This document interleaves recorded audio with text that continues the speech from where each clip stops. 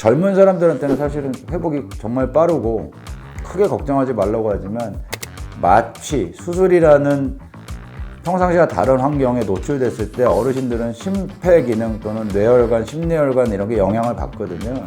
나이 제한은 사실 교과서적으로 없어요. 근데 저는 이렇게 생각해요. 80이 넘으시면 진짜 심사숙고해야 되고 안 하셨으면 하는 톤으로 말씀드리거든요.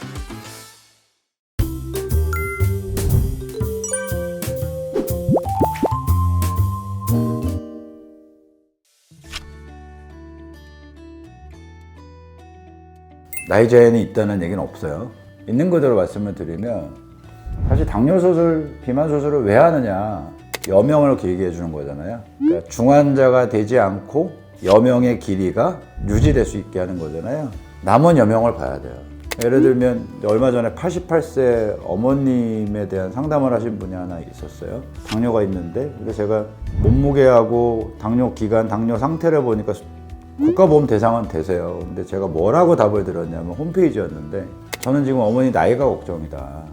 그 마취 맹장만 해도 위험한 연세인데 그거보다 좀 등급이 높고 수술하고 나서 먹는 양도 현저히 떨어지는 이 수술을 견딜 수 있을까? 젊은 사람들한테는 사실은 회복이 정말 빠르고 크게 걱정하지 말라고 하지만 마취, 수술이라는 평상시와 다른 환경에 노출됐을 때 어르신들은 심폐기능 또는 뇌혈관, 심뇌혈관 이런 게 영향을 받거든요. 그래서 이제 제가 조금 부정적인 뉘앙스로 답변글을 드린 적이 있는데, 나이 제한은 사실 교과서적으로 없어요. 근데 저는 이렇게 생각해요. 80이 넘으시면 진짜 심사숙고해야 되고 안 하셨으면 하는 톤으로 말씀드리거든요. 이건 제 기준인데, 그분의 주민등록증상의 나이를 보는 게 아니라 생리적인 나이를 봅니다. 그래서 검사를 해서 심뇌혈관 건재한지 보고, 폐활량도 보고, 근육량도 보고, 걸어 다니실 수 있는지 이런 것도 보고 다 따져서 수술해서 더 좋아질 가능성이 있을 때, 여명 연장 효과가 있을 때, 수술해서 별 득이 없을 것 같다는 판단이 되면 수술 안 하시는 게 맞습니다. 저 역시도 수술 권유하지도 않고요. 어떻게 보면 어르신들에 대해서 나이만으로 선을 긋는 것 같이 보일 수도 있지만 실익이 있어야 돼요, 이 수술은. 극단적인 예를 들면 80대신 분이 암으로 오셨고 지금 당장 안 하면 더 빨리 돌아가실 것 같다면 하죠. 위험성을 무릅쓰고. 하지만 저희가 하는 이 비만 대사 당뇨 수술 영역은 온순한 양성의 영역이면서 기능적인 영역이거든요. 그러니까 절대로 이 수술 때문에 수명에 영향을 받으면 안 되고, 합병증 때문에 멀쩡히 걸어 들어오신 분이 중환자가 돼서는 안 되거든요. 그렇게 놓고 보면 70대는 검사를 통해서 견딜 수 있는 분에 대해서 제한적으로, 80대는 좀 수술에 대해서는 안 하시는 게 맞지 않나. 제가 이 근거 중에 하나가 이제 우리나라 평균 수명을 좀 보거든요. 뭐 100세 이상 사실 수도 있죠. 근데 우리나라 여성 평균 나이가 벌써 85세, 87세 정도 되잖아요. 남성이 그거보다 한 3, 4대 아래고, 그러면 80 정도 되신 분이면 사실 그 어르신의 여명이 한 10년 이내라고 볼 수 있는데, 평균적으로 볼 때 무리한 도전이다. 그런 사례가 간간히 있어요. 그러면 되게 서운해하세요. 그래서 마치 제가 죄진 사람처럼 많이 아쉬워하면서 돌아가시는 경우를 몇 번 제가 경험했거든요. 제 원칙은 그래요. 고령의 어르신들은 아주 엄격하고 제한적인 잣대로 보자.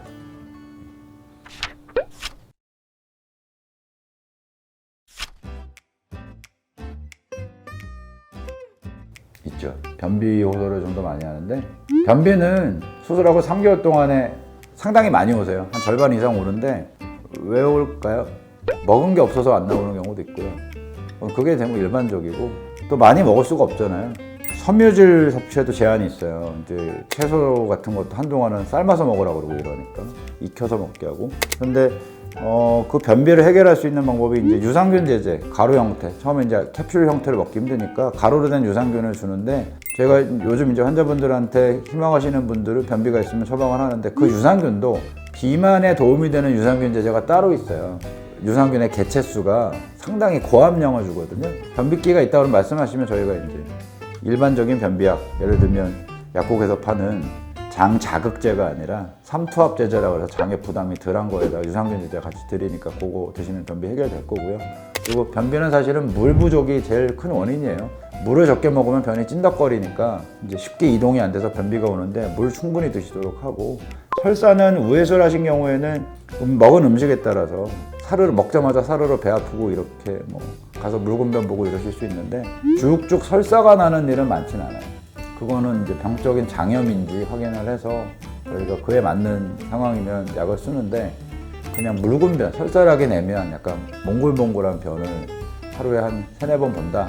그거 역시 유산균 제제와 먹는 음식에 의해서 조금 변 습관이 달라지니까 뭐 밀가루라든지 좀 매운 음식이라든지 이런 거 좀 지양하시라고, 멀리 하시라고 말씀드리면 대부분은 좋아지시는데, 근데 언제까지 가냐고 많이 물어보시면 그렇게 먹으면 계속 갑니다 라고 얘기합니다. 그러니까 장이 적응하는 게 아니에요, 이거는. 그래서 음식을 좀 이렇게 담백하게 가면서 유산균 충분히 보충해주고 그러면 적응하실 수 있습니다.